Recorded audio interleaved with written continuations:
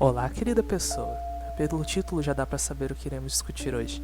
Um assunto bem interessante pra mim: creepypastas. Creepypastas, para as pessoas que não sabem, são histórias de terror da internet, como por exemplo o Jeff the Killer ou o Slenderman, embora ele não tenha se iniciado como uma creepypasta. Então eu vou comentar sobre essas que eu citei acima? Não. Hoje não vamos fazer uma brincadeira igual ao do vídeo passado. Eu tenho duas creepypastas aqui que me marcaram e nós vamos falar sobre elas. Não vou recitá-las nem recontá-las por completo, mas eu vou citar eventos importantes e falar por cima.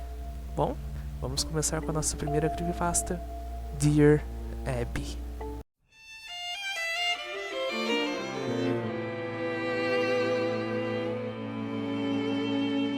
Dear Abby, ou Querida Abby, não é em português, é uma creepypasta que pega um tom bem realista, pelo simples fato de que a história se trata de uma obsessão do protagonista com uma mulher chamada Abigail, apelidada de Abby.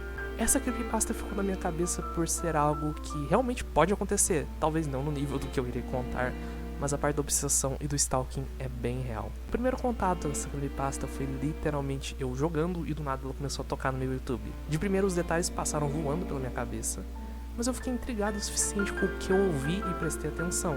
E voltei para o YouTube de novo para assistir o vídeo com a narração inteira. Dessa vez eu prestei atenção completa. E por sinal, eu agradeço ao canal Sigma Terror pelo vídeo. Bom, como eu disse, eu não vou recontar a história. No caso, eu só vou falar resumidamente dos eventos e depois eu vou citar. Dito isso, vamos lá. O protagonista da história, que se chama Jay, basicamente não tinha perspectiva de vida nenhuma. Trabalhava em um mercado pequeno, ganhava pouco, literalmente o suficiente para ter um local horrível para viver. Até que um dia uma mulher chamada Abigail, apelidada de Abby, aparece no mercado e é a partir daí que tudo na história piora e se desenrola. A situação dos dois só irá se deteriorar cada vez mais.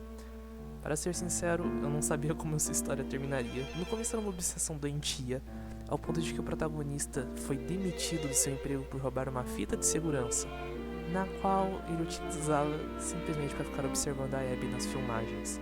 Durante o resto da história, o Jay até consegue achar onde a Abby vive, fazendo com que o mesmo pense numa ideia absurda. Ele entra no apartamento dela e se esconde nos tubos de ventilação. Assim, ele consegue observar, entre aspas, o seu amor da vida todo dia possível. E durante o tempo que ela não estivesse no apartamento, ele saía para coletar mais informações sobre a menina. Por exemplo, restos de cabelo, quem ela já ficou, ou algumas partes do diário. Basicamente, doentio. Após Jay sequestrar a Abby, pela mesma ter envolvido a polícia no caso, após uma reviravolta que direi mais à frente, ele a leva para um galpão, no qual tranca os dois lá dentro, juntos. Porém, o mesmo foi burro o suficiente para levar uma faca, não amarrar a garota e deixar a faca perto dela. No caso, Abby, quando acorda do seu sequestro, pega a faca e mata o protagonista, numa reviravolta que eu não esperava. Eu esperava pelo pior para a garota, mas não pior para o protagonista. E eu fiquei tão feliz de ver que o mesmo morreu, mas não fiquei muito feliz com o final em si. É dito que Abby está trancada naquele galpão junto ao corpo de Jay, e que ninguém vai checar o galpão a tempo. Pode que demore um mês ou uma semana, não se sabe. E não tem água nem comida lá. Então o final fica aberto. Talvez Abby saiu viva, ou talvez ela morreu de fome e sede. É impossível saber, até porque essa história não tem uma continuação.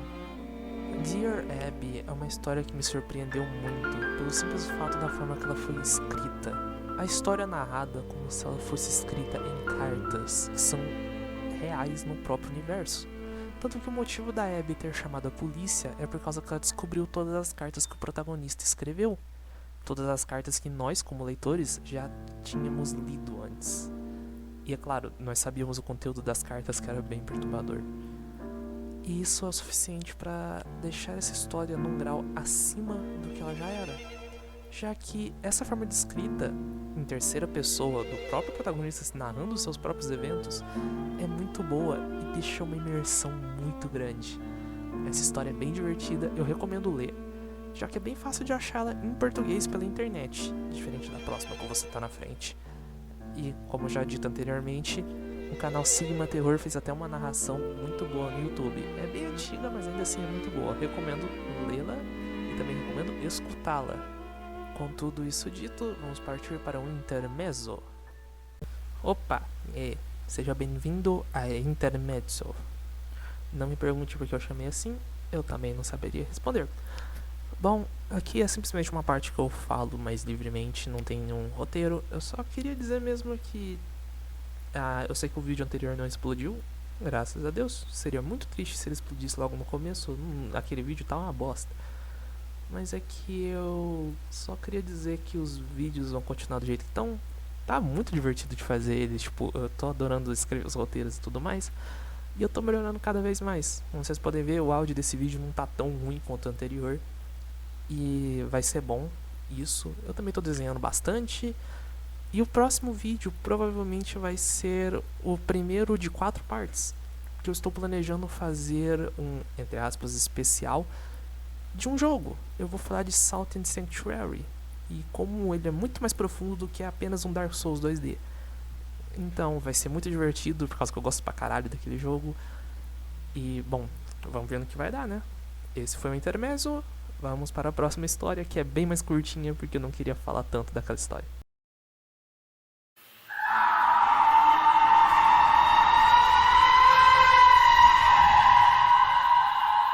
A Nascens Goatman. Nossa. Mesmo essa sendo meio antiga, quando eu tive contato com ela, eu fiquei lelé das ideias. A regra de eu não recontar uma história tintim por tintim é por culpa dessa daqui. Ela é um pouco mais complexa que Dear Abby, além de ser extensa, mas ainda ganha bastante no fator perturbador. A Nascens Goatman pode ser resumida como uma partida de Among Us mais competitiva da história, porque é impossível o nível que chegou esse daqui. Resumindo bem o comecinho da história de A Nascens Goatman, simplesmente é um grupo de 11 pessoas decide acampar, um monstro acha esse grupo de 11 pessoas e quando eles percebem, o grupo de 11 passa a ser 12. Bem simples, né? Eu não quero entrar muito em detalhes por causa que essa história é muito boa e por mais que ela seja um pouquinho mais antiga, há muitas narrações recentes dela na internet, tanto em inglês quanto em português. Eu recomendo que vocês assistam, por causa que a narração é muito boa e a história em si também é muito boa, embora não aconteça nada de muito visceral na história. Nem muita gente morre, melhor, ninguém morre. E isso faz com que a história seja bem mais de terror psicológico, já que o Goatman consegue se transformar em humanos de forma bem real e até consiga imitar a voz de um humano e até comportamentos, embora mais na história ele dê pra perceber que ele não consegue agir assim o tempo inteiro. Tem certos momentos que ele parece ser apenas um humano maluco, mas é isso. Por sinal, o vídeo que abriu essa parte do vídeo, gostaram? Não fui eu que fiz. É de um jogo chamado Do You Copy. É um jogo muito bom por sinal, mas o meu computador não roda. Já que ele abriu essa sessão do Goatman, eu acho que seria bom a gente citar ele um pouquinho, né? Já que o Goatman é um antagonista daquele jogo também. Como eu não joguei o Do You Copy, já que meu PC não tanca ele, eu vou simplesmente citar ele mais rapidamente. Do You Copy é um jogo onde você é um guardinha florestal numa torre e você precisa ajudar um homem que se perdeu na floresta a chegar em uma torre de segurança também. O problema é que ele está sendo perseguido pelo Goatman, que consegue te contatar também via rádio e imitar a voz do homem que você está tentando ajudar. Como deu pra perceber, né? Goatman é mais inteligente do que ele aparenta. Com esse jogo bate na mesma tecla que a história do Anansis. Você está lidando com uma criatura desconhecida que sabe muito sobre você e consegue te enganar facilmente. Esse basicamente é o medo do desconhecido. E é um terror psicológico muito usado também em outros jogos, como por exemplo Silent Hill, já que, bom, você pode não estar vendo, mas pode ter um monstro na esquina, nunca se sabe, né? Esse jogo é muito bom e ele tá de graça na Game Jolt. Se você tiver um PC bom, eu recomendo você jogar. Ele não é tão longo e dá pra jogar ele em uma tarde e conseguir todos os finais dele, que tem até que bastantes. Opa, e aí? Obrigado por ter chegado ao final desse vídeo. Eu não falei isso no vídeo passado, então eu falo nesse. Se você quiser se inscrever, se inscreve. Se quiser deixar um like, pode deixar também. Se não gostou, pode deixar o dislike também. Bom, talvez não mude tanto, porque eu não tô correndo atrás de like ou inscritos, mas é bom saber se tá sendo legal ou ruim esses vídeos. De resto, muito obrigado por ter assistido, de verdade. Por mais que esse vídeo tenha sido mais curto que o anterior, ele provavelmente vai me dar o mesmo tanto de trabalho, já que eu tive que fazer desenhos novos.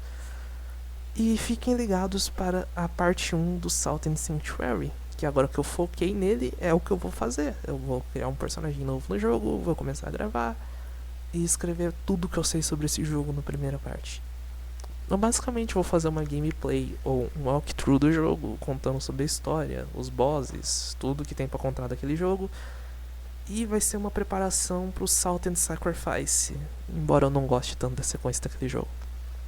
Nos vemos no próximo dia que o vídeo sair. Até lá, fiquem seguros e não acampem em florestas, por favor.